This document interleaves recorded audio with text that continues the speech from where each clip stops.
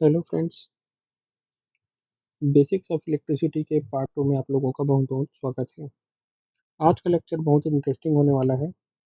आज हम लोग डिस्कस करेंगे कि इलेक्ट्रिक पोटेंशियल क्या होता है, पोटेंशियल डिफरेंस क्या होता है, ईएमएफ क्या होता है। फिर हम लोग देखेंगे कि इलेक्ट्रॉन की ड्रिफ्ट वेलोसिटी किसे कहते हैं।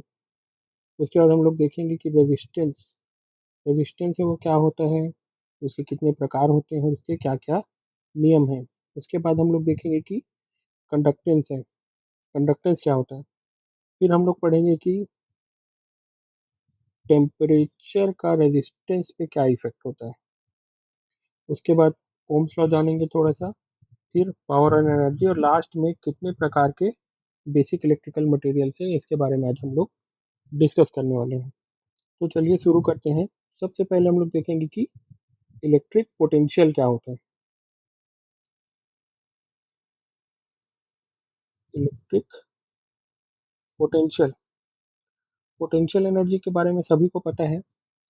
पोटेंशियल एनर्जी क्या होता है, अगर ग्राउंड में कोई ऑब्जेक्ट रखा हुआ है और इस ऑब्जेक्ट को अगर मैं ऊपर उठा दूं, तो इस ऑब्जेक्ट में हम लोग क्या बोलते हैं, पोटेंशियल एनर्जी समाहित है, या इस ऑब्जेक्ट में भी पोटेंशियल एनर्जी है, ऐसा हम लोग कहते हैं। तो इस ऑब्जेक्ट को ग्राउंड से उठाने में जो एनर्जी हम लोग लगाए हैं, वही एनर्जी इस ऑब्जेक्ट में क्या है, पोटेंशियल एनर्जी के रूप में स्टोर हो गया है। ठीक उसी प्रकार अगर कोई ऑब्जेक्ट है, उसको हम लोग चार्ज करते हैं। ठीक, तो चार्ज करने में हम लोगों को क्या करना पड़ रहा है, कुछ काम करना पड़ रहा है। अब ये जो काम करना पड़ रहा है इसको चार्ज करने के लिए, यही जो काम है वो इसमें इलेक्ट्रिक पोटेंशियल के रूप में, इलेक्ट्रिक पोटेंशियल एनर्जी के रूप में स्टोर हो जाता है। दोनों के बीच में जो रिलेशन उसको समझिए। इसमें क्या होता है, हम लोग एक ऑब्जेक्ट को उठाए और उसको ग्राउंड से ऊपर उठा के रखें, तो उसमें क्या रहता है, पोटेंशियल एनर्जी रहता है। उसी प्रकार दूसरे, अगर किसी इलेक्ट्रिकल ऑब्जेक्ट को हम लोग क्या किए हैं, चार्ज किए हैं, उसको चार्ज करने के लिए कुछ मेहनत करना पड़ा है, कुछ काम करना पड़ा है। तो जितना काम इसको चार्ज करने के लिए करना पड़ा है, वही क्या है, इसमें इलेक्ट्रिक पोटेंशियल के रूप में स्टोर हो गया है। अब ये जो चार्ज्ड बॉडी है, इस चार्ज बॉडी में क्षमता है कि ये कोई काम कर सकता है। काम कर सकता है मतलब ये किसी पॉजिटिव चार्ज बॉडी को रिपेल कर सकता है, या निगेटिव चार्ज बॉडी को अट्रैक्ट कर सकता है। ठीक, तो जो इलेक्ट्रिक पोटेंशियल होता है वो क्या होता है, इलेक्ट्रिक पोटेंशियल एनर्जी। किसी भी चार्ज में जो इलेक्ट्रिक पोटेंशियल एनर्जी होता है उसी को हम लोग क्या बोलते हैं, इलेक्ट्रिक पोटेंशियल बोलते हैं। इलेक्ट्रिक पोटेंशियल को अगर हम लोग फॉर्मूला में देखें, तो electric potential is equal to होता है electric potential energy divided by charge. इसका मतलब क्या है, इलेक्ट्रिक पोटेंशियल, किसी पॉइंट पर जो इलेक्ट्रिक पोटेंशियल है, वो electric potential energy per unit charge होता है। इसका मतलब क्या है, किसी भी चार्ज में, किसी भी चार्ज में जितना इलेक्ट्रिक पोटेंशियल एनर्जी स्टोर है, उसी को उसका इलेक्ट्रिक पोटेंशियल बोलते हैं। अभी और उदाहरण के साथ इसको हम लोग बेहतर ढंग से समझेंगे। ठीक, ये होता है इलेक्ट्रिक पोटेंशियल एनर्जी को हम लोग डब्ल्यू से डिनोट करते हैं, और चार्ज को क्यू से, और इलेक्ट्रिक पोटेंशियल को हम लोग वी से डिनोट करते हैं। अब डब्ल्यू का जो यूनिट है वो क्या होता है, जूल, और चार्ज का जो यूनिट होता है वो क्या होता है, कूलम। तो वोल्ट का जो यूनिट है, इलेक्ट्रिक पोटेंशियल का जो यूनिट है वो क्या हो जाता है, जूल पर कूलम। इसी को हम लोग क्या बोलते हैं, वोल्ट बोलते हैं। तो इलेक्ट्रिक पोटेंशियल का जो यूनिट है वो क्या हुआ, वोल्ट हुआ। इस चीज को ध्यान रखिएगा।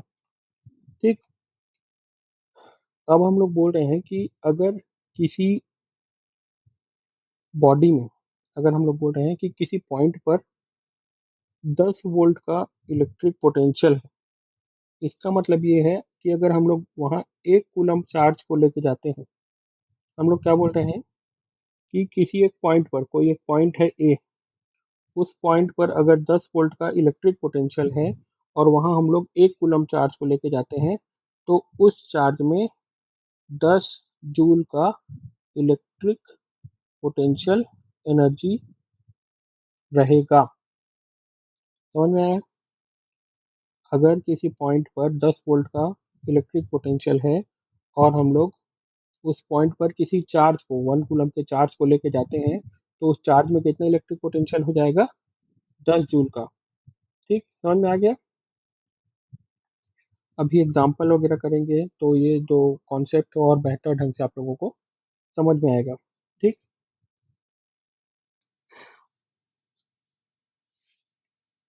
नेक्स्ट जो टॉपिक है वो है इलेक्ट्रिक पोटेंशियल डिफरेंस। जैसा कि नाम से ही पता चल रहा है कि दो चार्ज्ड बॉडी, मान लो ये है 10 वोल्ट और एक दूसरा है 3 वोल्ट, दो चार्ज्ड बॉडी के बीच के पोटेंशियल के डिफरेंस को हम लोग क्या बोलते हैं? Electric potential difference. इसको बेहतर ढंग से समझने के लिए एक छोटा सा उदाहरण लेते हैं। माना कि एक पानी की टंकी है और एक दूसरे पानी की टंकी है।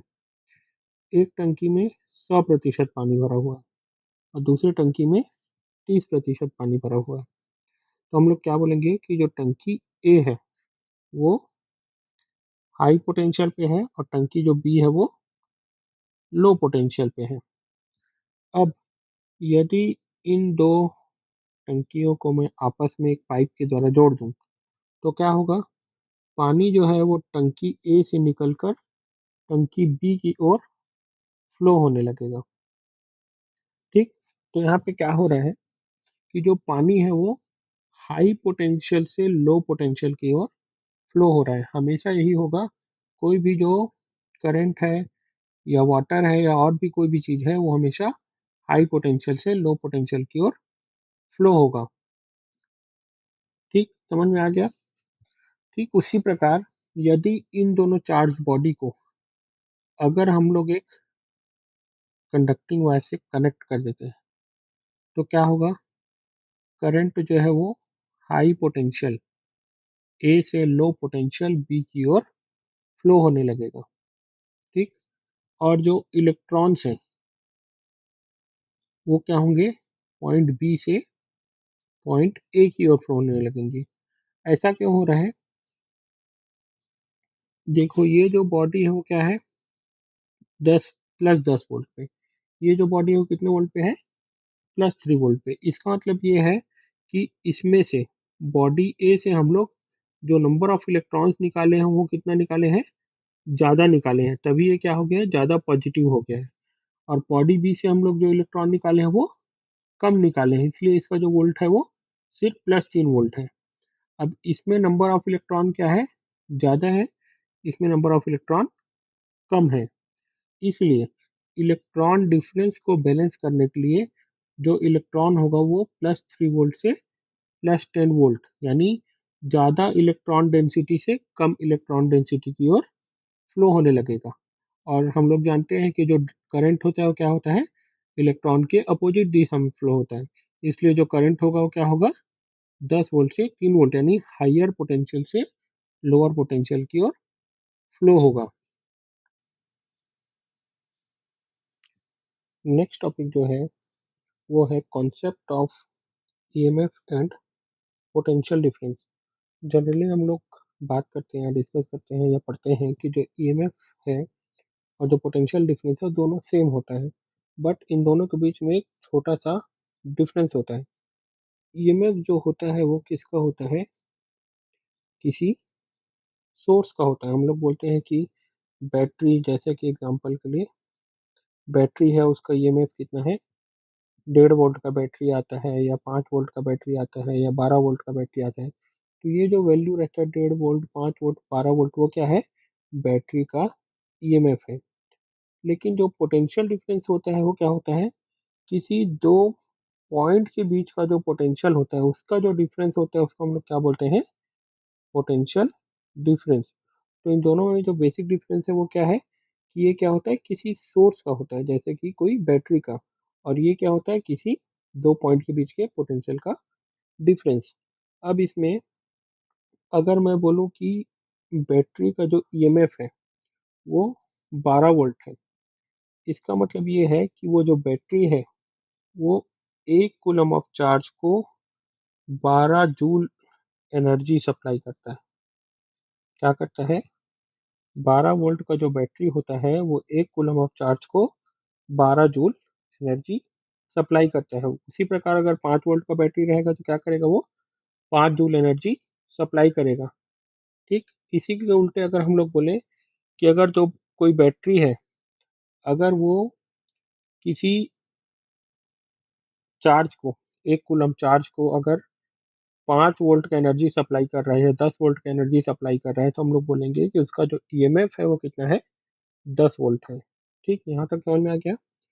अब पोटेंशियल डिफरेंस में क्या होता है? माना कि ये पॉइंट ए है जिसका पोटेंशियल 5 है, और ये पॉइंट बी है, इसका पोटेंशियल 2 है। तो किसी एक कूलम चार्ज को पॉइंट ए से पॉइंट बी तक ले जाने में जितना एनर्जी लगेगा, या जो कूलम है, जो चार्ज है, वो जितना एनर्जी रिलीज कर देगा, वो क्या होता है? Potential difference. यहाँ का पोटेंशियल डिफरेंस कितना है? 3 वोल्ट का। इसका मतलब ये है कि 1 कूलम चार्ज को पॉइंट ए से पॉइंट बी तक जाने में 3 वोल्ट का इलेक्ट्रिक पोटेंशियल एनर्जी लगेगा। समझ में आ गया यहाँ तक? तो जो बेसिक डिफरेंस है दोनों के बीच में, आप लोगों को समझ में आ गया होगा। नेक्स्ट जो टॉपिक है वो है drift velocity of electrons. Drift velocity of electrons हम लोग शुरू से पढ़ते आ रहे हैं कि करंट क्या है? फ्लो ऑफ इलेक्ट्रॉन्स है। करंट क्या है? फ्लो ऑफ इलेक्ट्रॉन्स है। लेकिन जो इलेक्ट्रॉन है वो कितना फ्लो होता है, किस स्पीड से फ्लो होता है, ये हम लोगों को नहीं पता। हम लोग सिर्फ ये बोलते हैं कि current is the flow of electrons, current is the flow of electrons. तो किसी भी कंडक्टिंग मटेरियल में इलेक्ट्रॉन्स का जो स्पीड होता है, एवरेज वेलोसिटी होता है, उसको हम लोग क्या बोलते हैं? ड्रिफ्ट वेलोसिटी बोलते हैं। इसका मतलब ये है कि किसी मेटेलिक कंडक्टर में इलेक्ट्रॉन जिस स्पीड से मूव करता है, ठीक, अगर हम लोग यहाँ इलेक्ट्रिक प्रेशर लगा दें, ठीक, तो इलेक्ट्रिक प्रेशर के इन्फ्लुएंस में इस कंडक्टर में इलेक्ट्रॉन जिस एवरेज स्पीड से मूव करता है उसको हम लोग क्या बोलते हैं? Drift velocity. Drift velocity.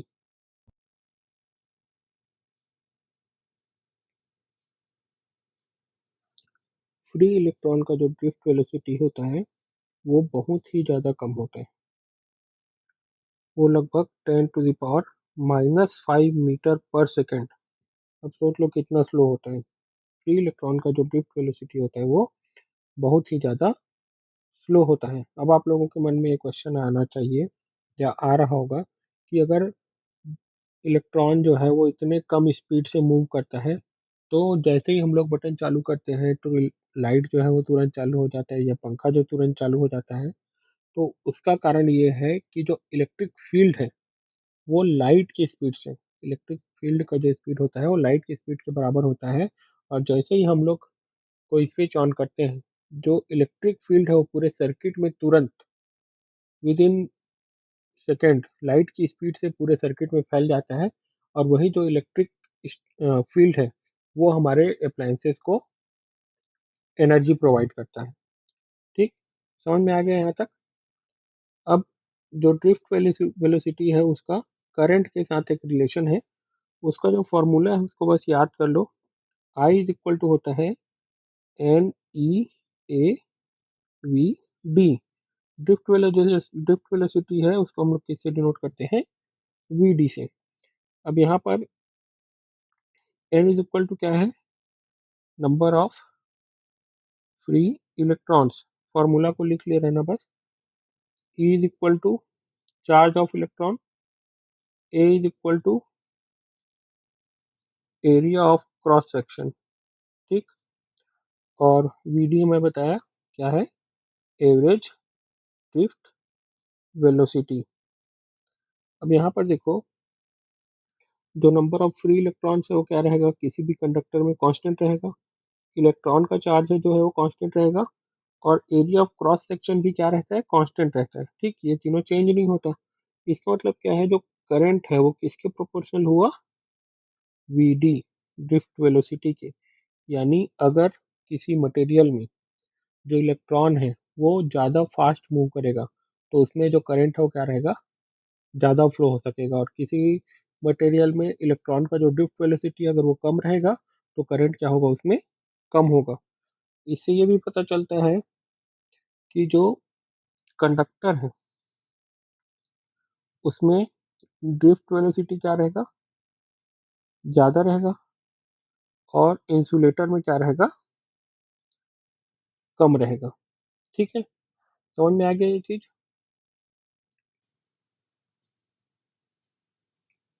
Next topic है रेजिस्टेंस। तो रेजिस्टेंस होता क्या है, प्रतिरोध। किसी भी सब्सटेंस के द्वारा फ्लो ऑफ करंट को जो अपोजिशन प्रोवाइड किया जाता है या अपोजिशन दिया जाता है उसको हम लोग क्या बोलते हैं, रेजिस्टेंस बोलते हैं। अब जो करंट है वो क्या है, फ्लो ऑफ इलेक्ट्रॉन होता है। करंट क्या होता है, फ्लो ऑफ इलेक्ट्रॉन होता है। यानी अगर कोई सब्सटेंस फ्लो ऑफ इलेक्ट्रॉन को अपोज कर रहा है तो उसको हम लोग क्या बोलेंगे कि उसमें रेजिस्टेंस है।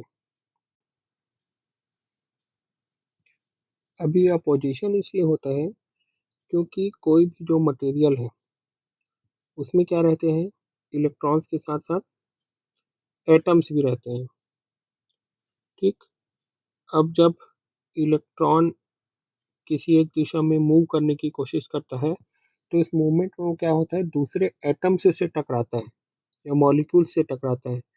और टकराने के कारण उसका जो फ्लो है वो क्या हो जाता है, हिंडर हो जाता है या अपोज हो जाता है, जिसको हम लोग क्या बोलते हैं, रेजिस्टेंस बोलते हैं।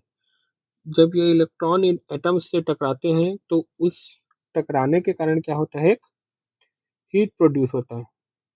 ठीक है, इसीलिए हम लोग बोलते हैं कि रेजिस्टेंस को जब हम लोग करंट देते हैं तो क्या हो जाता है, उसमें हीटिंग होता है, हीट हो जाता है, ये हम लोग बोलते हैं।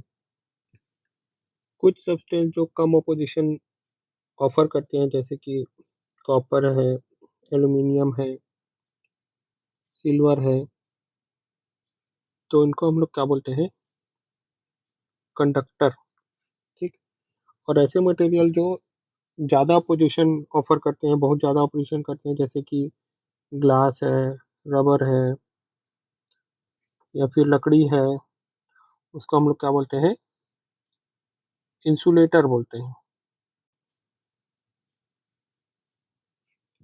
रेजिस्टेंस का जो यूनिट है वो होता है ओम, जिसको हम एक फ्रेंच साइंटिस्ट जॉर्ज साइमन ओम के नाम से रखा गया है। और इसका जो सिंबल होता है वो इस तरह से होता है।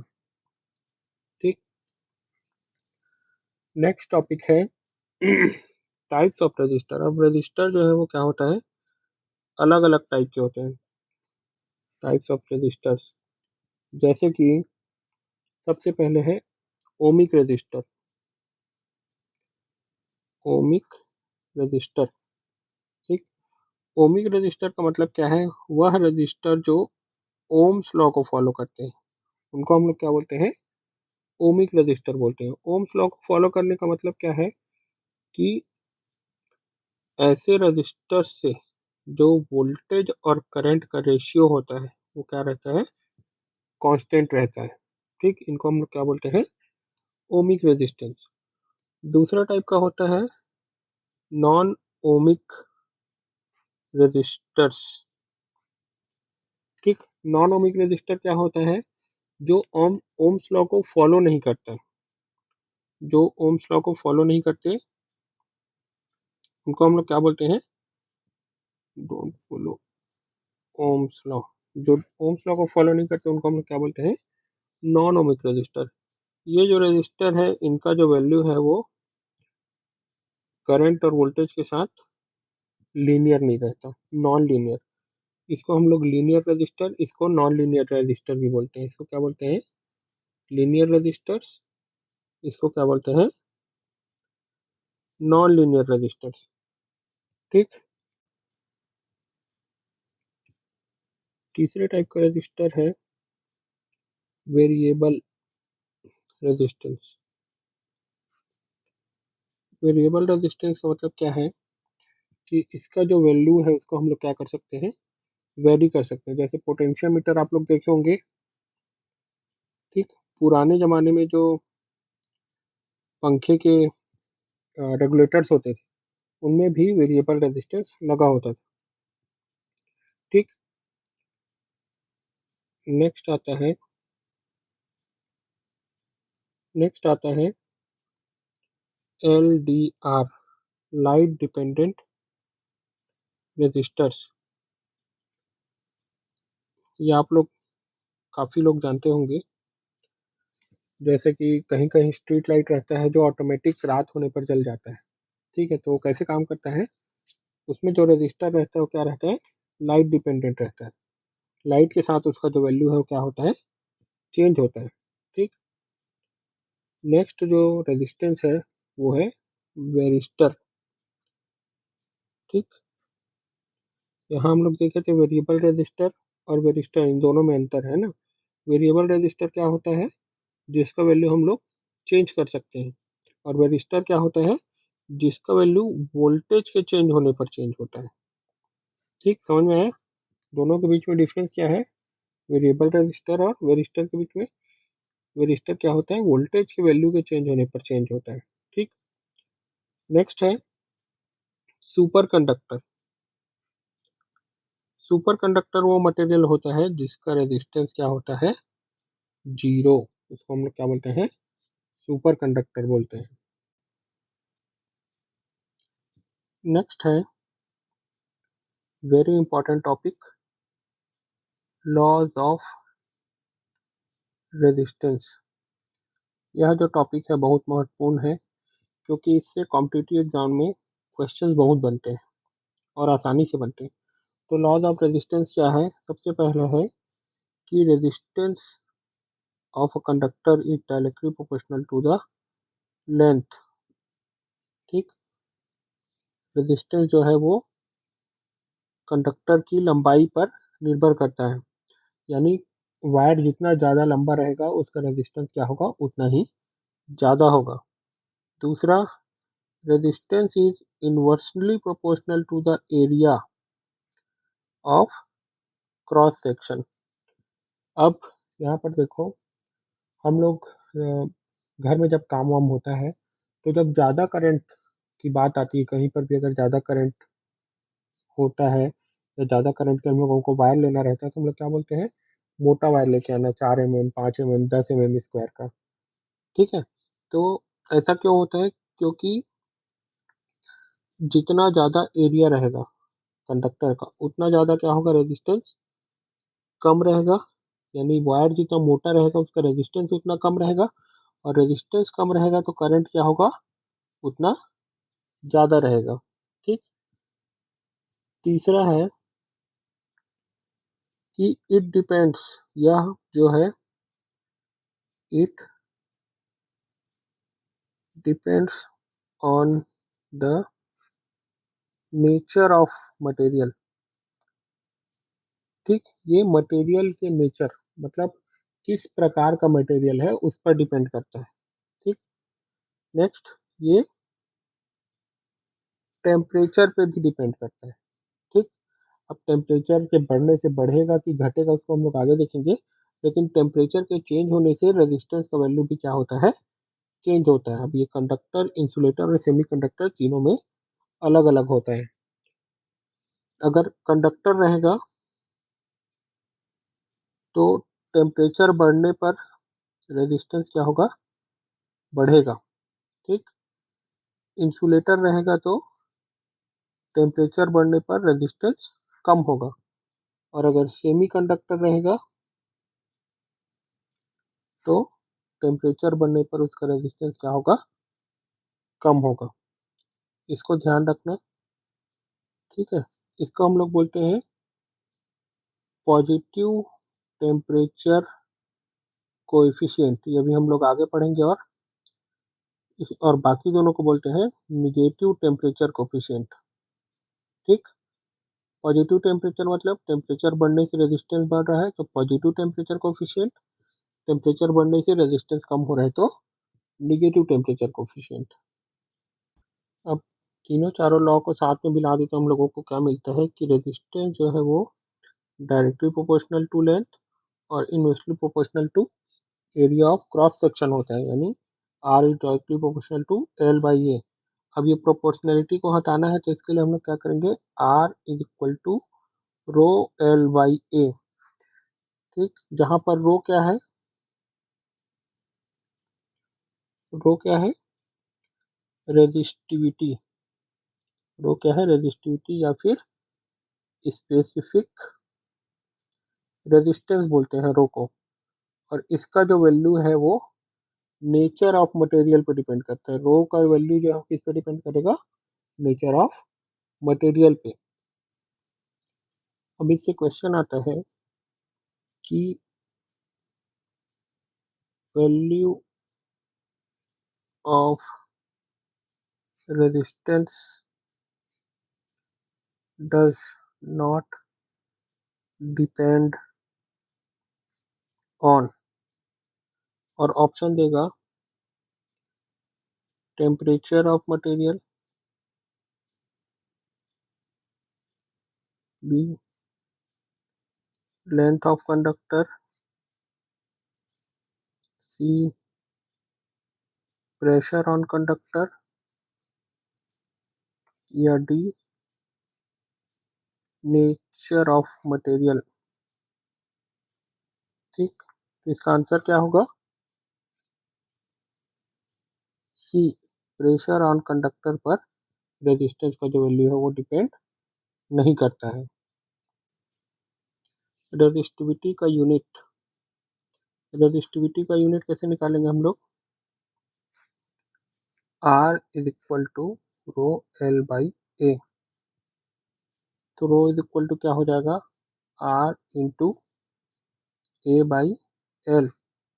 आर का यूनिट क्या होता है, ओम, एरिया का मीटर स्क्वायर और लेंथ का मीटर, तो मीटर मीटर कट गया।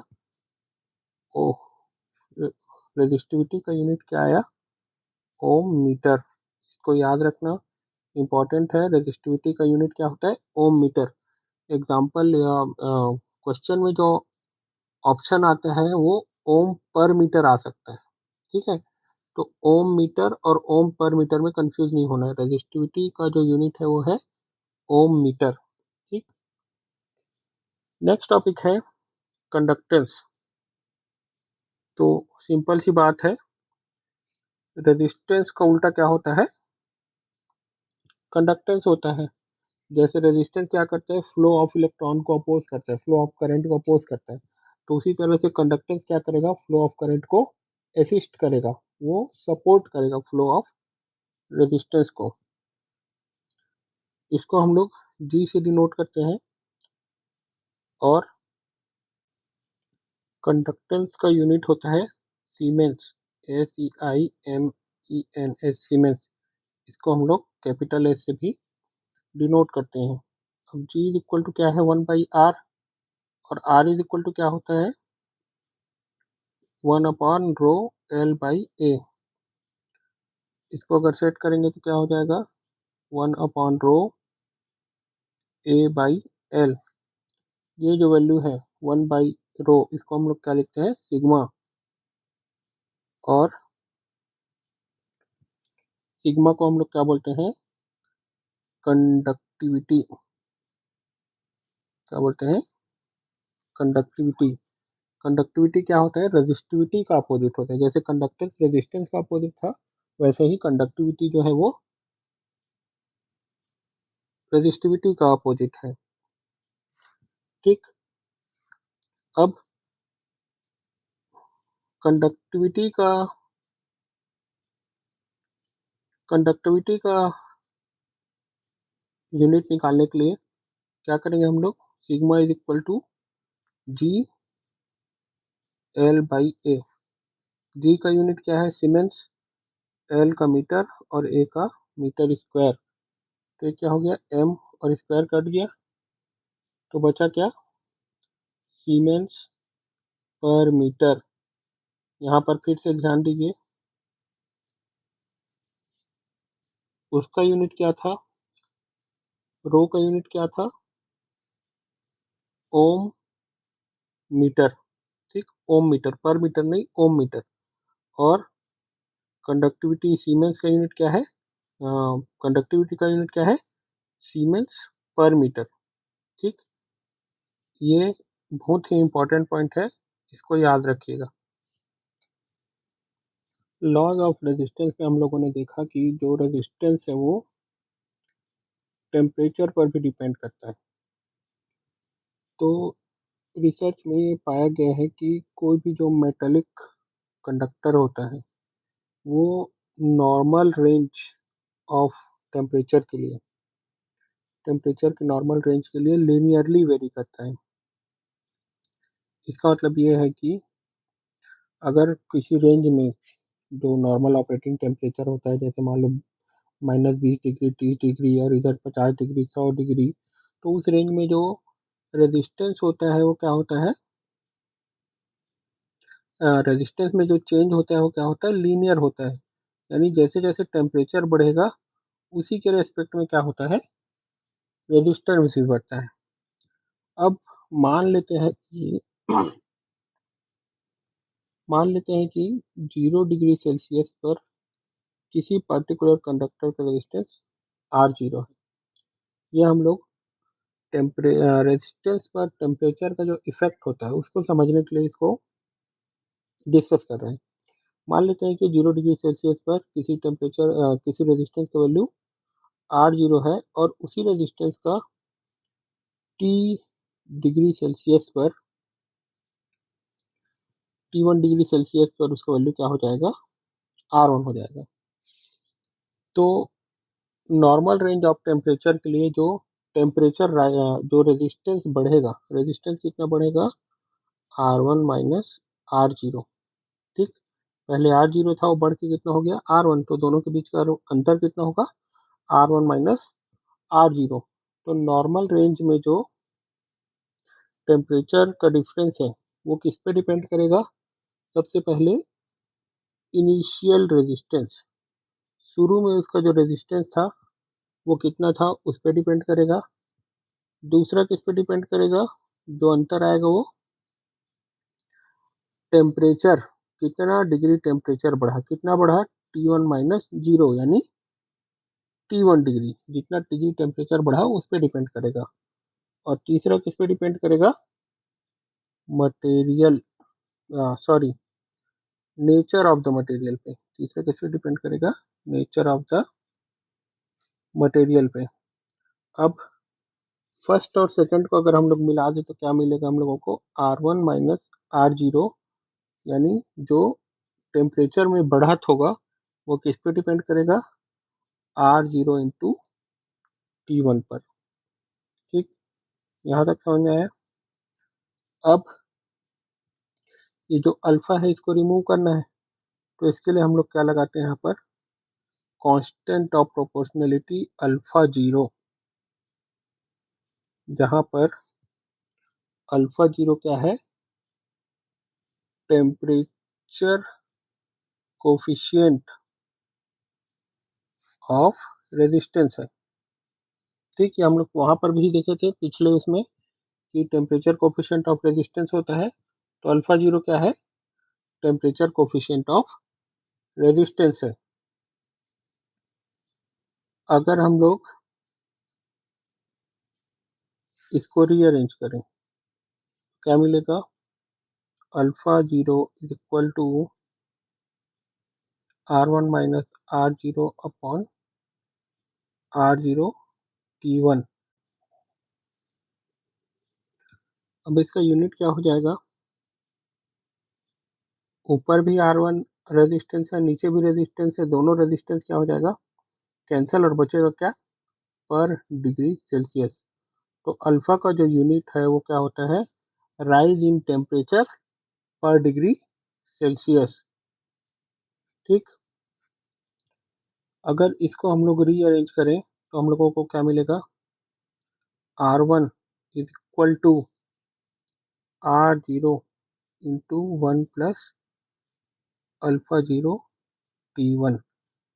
इस फॉर्मूला को याद रखना, ये बहुत ही इंपॉर्टेंट है। R1 is equal to R0 into one plus alpha zero T1। इससे बहुत ही सिंपल से एक न्यूमेरिकल आ सकता है जो आप लोगों से बनना चाहिए। इसी में यदि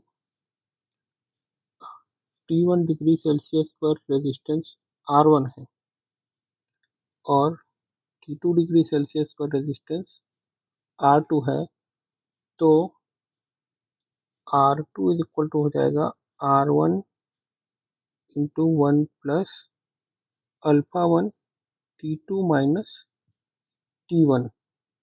यहाँ पर जो अल्फा वन है वो क्या है, T1 डिग्री सेल्सियस पर अल्फा की वैल्यू। ठीक है, तो इस फार्मूला से ये वाला फार्मूला डिराइव हुआ है, इसको भी याद रखना आप लोग।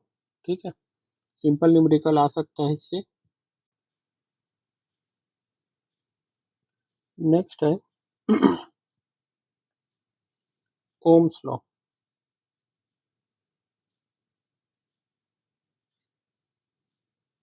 आप लोग पहले से पढ़ चुके हैं ओम्स लॉ, सबको मालूम होगा मेरे ख्याल से।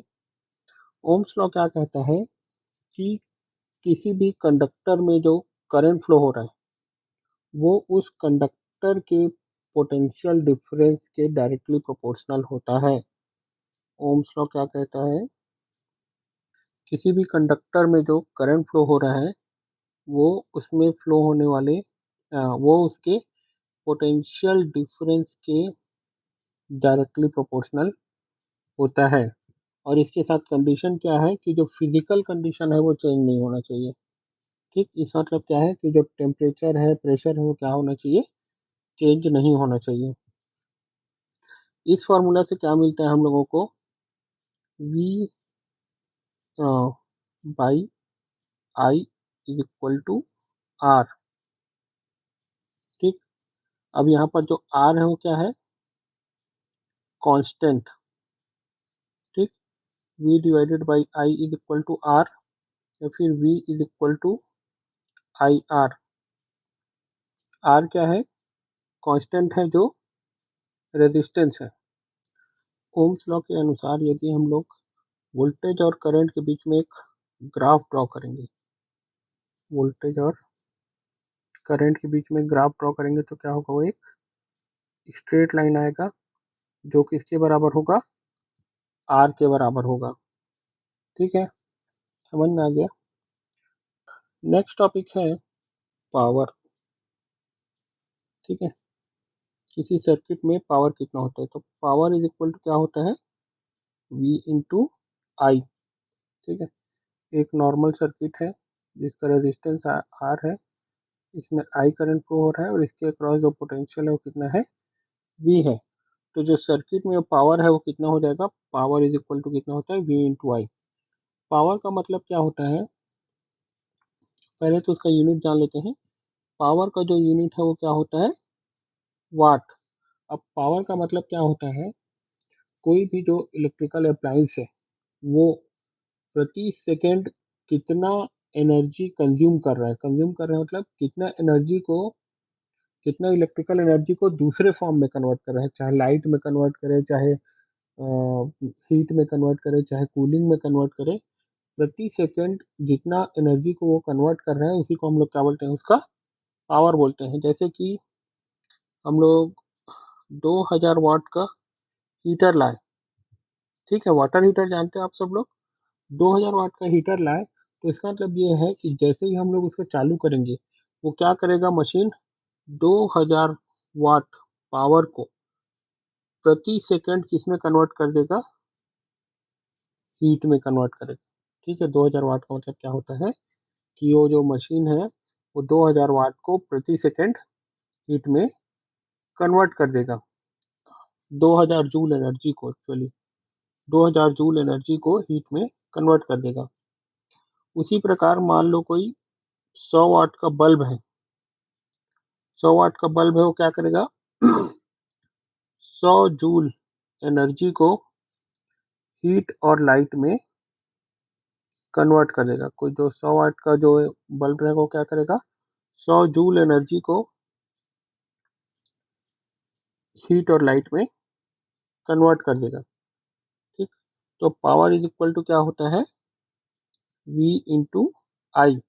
इसको हम लोग और फॉर्म्स में लिख सकते हैं, जैसे V इज इक्वल टू क्या होता है, आई आर। अभी हम लोग देखें, V is equal to I R होता है इंटू आर, यानी क्या हो जाएगा, आई स्क्वायर आर। इसके अलावा आई को क्या लिख सकते हैं, V बाई आर लिख सकते हैं ओम्स लॉ से। यहाँ पे बना देता हूँ, क्या था, V is equal to I R, I is equal to V by R, और R is equal to V by I. तो आई की जगह हम लोग क्या लिख सकते हैं, V बाई आर, यानी हम लोग को एक और फॉर्मूला भी मिल गया, V स्क्वायर बाई आर। ठीक, तो पावर का तीन फॉर्मूला है, V I, I square R, या फिर V स्क्वायर बाई आर। तीनों में से हम लोग पावर निकाल सकते हैं। वैसे तो पावर का बेसिक यूनिट वाट है, लेकिन और हायर यूनिट्स का भी यूज़ किया जाता है, जैसे कि किलोवाट यानी 10⁻³ वाट, या फिर megawatt 10⁻⁶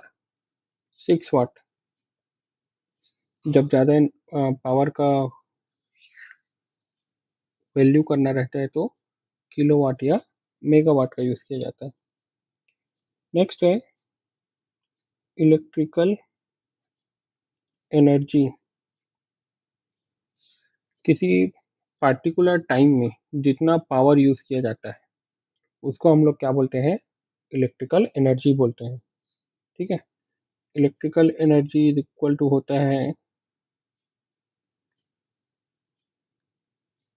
W is equal to power into time.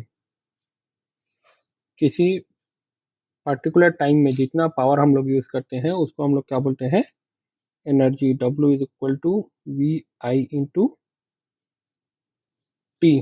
इसका यूनिट होता है किलोवाट आवर या फिर वाट आवर। ठीक, नॉर्मल यूनिट जो छोटा यूनिट है वो क्या हो जाएगा, वाट आवर, और बड़ा जो यूनिट है वो क्या होता है, किलोवाट आवर। जनरली जो यूज़ किया जाता है वो होता है किलोवाट आवर। जो हम लोगों के घर में बिजली बिल आता है तो मीटर का रीडिंग लेता है तो बताता है 10 यूनिट, 20 यूनिट, 100 यूनिट, 200 यूनिट हुआ है।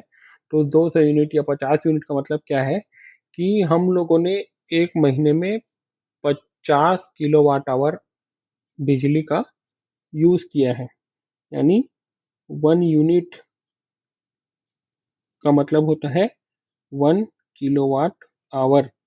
इसका मतलब क्या है 1 किलोवाट आवर का, यदि मैं कोई 1 किलोवाट का मशीन यूज़ कर रहा हूँ, मान लो कि मेरे यहाँ वाटर हीटर है जो 1 किलोवाट का है, और मैं उसको चालू कर दिया और चालू करके उसको 1 घंटे तक छोड़ दिया, ठीक, तब क्या होगा, मेरा 1 किलोवाट आवर एनर्जी यूज होगा और मेरा बिजली बिल कितना आएगा, 1 यूनिट। समझ में आ गया। अगर कोई 100 वाट का बल्ब जलाता है, ठीक, तो 100 वाट के बल्ब को, अच्छा ये आप लोगों के लिए होमवर्क रहेगा तो ज़्यादा बेटर रहेगा। क्वेश्चन है, यदि कोई 100 वाट का बल्ब जला रहा है, ठीक, तो उसको कितने घंटे जलाने पड़ेंगे ताकि 1 यूनिट बिजली की खपत हो, ठीक, 1 यूनिट बिजली यूज हो। इसका आंसर आप लोग कमेंट में दीजिएगा। ठीक, फॉर्मूला तो देख लिए हम लोग। W इज इक्वल टू क्या था, पावर इंटू टाइम, या फिर V आई इंटू टी, या फिर आई स्क्वायर आर टी, या फिर V square by R T. जैसे पावर का 3 फॉर्मूला था वैसे एनर्जी का भी 3 फॉर्मूला है, सिर्फ पावर के साथ टाइम का मल्टीप्लाई हो गया है। ठीक, इसका यूनिट क्या है, जूल। ठीक, या फिर जूल बोल सकते हैं या किलोवाट आवर बोल सकते हैं। नेक्स्ट है इलेक्ट्रिकल मटेरियल्स। इलेक्ट्रिकल मटेरियल कौन कौन से होते हैं, सबसे पहले है कंडक्टर, दूसरा है सेमीकंडक्टर और तीसरा है इंसुलेटर। ठीक, जो कंडक्टर होता है वो पॉजिटिव टेम्परेचर कोफिशिएंट होता है। ठीक, पॉजिटिव टेम्परेचर कोफिशिएंट का मतलब क्या है कि जैसे जैसे टेम्परेचर बढ़ेगा उसका रेजिस्टेंस बढ़ेगा। सेमीकंडक्टर क्या होता है, निगेटिव टेम्परेचर कोफिशिएंट होता है, और इंसुलेटर भी क्या होता है, निगेटिव टेम्परेचर कोफिशिएंट होता है। ठीक, जो मोस्ट कंडक्टिव मटेरियल उनमें से क्या कौन कौन से हैं, सबसे पहले है सिल्वर, दूसरा है कॉपर, तीसरा गोल्ड और चौथा है एल्यूमिनियम। ठीक, टॉप जो चार कंडक्टिंग मटेरियल है वो सिल्वर, कॉपर, गोल्ड, एल्यूमिनियम। और सबसे ज़्यादा जो इंसुलेटिंग मटेरियल है वो है ग्लास। ग्लास का जो स्पेसिफिक रेजिस्टेंस है यानी रेजिस्टिविटी है वो सबसे ज़्यादा हाई है। आज का वीडियो यहीं समाप्त करते हैं। पार्ट 1 और पार्ट 2 में जो भी चीज़ हम लोग अभी देखे हैं वो आप लोगों को इलेक्ट्रिसिटी के बेसिक टर्म से रूबरू कराने के लिए था कि इलेक्ट्रिसिटी में जो बेसिक बेसिक टर्म्स हैं, जो बेसिक बेसिक कॉन्सेप्ट्स हैं वो क्या होते हैं। नेक्स्ट लेक्चर में हम लोग देखेंगे कि क्वेश्चन सॉल्व करेंगे, और क्वेश्चंस को सॉल्व करते करते जो भी कॉन्सेप्ट्स और आएंगे उनको हम लोग डिस्कस करते जाएंगे क्वेश्चंस के साथ। तब तक आप इन टर्म्स को अच्छे से समझ लीजिए, पढ़ लीजिए और कोशिश कीजिए क्वेश्चन सॉल्व करने का। कोई डाउट होगा तो कमेंट में पूछ सकते हैं या फिर मैसेज में ग्रुप में डाल सकते हैं। ठीक है, थैंक यू, अच्छे से प्रिपरेशन कीजिए।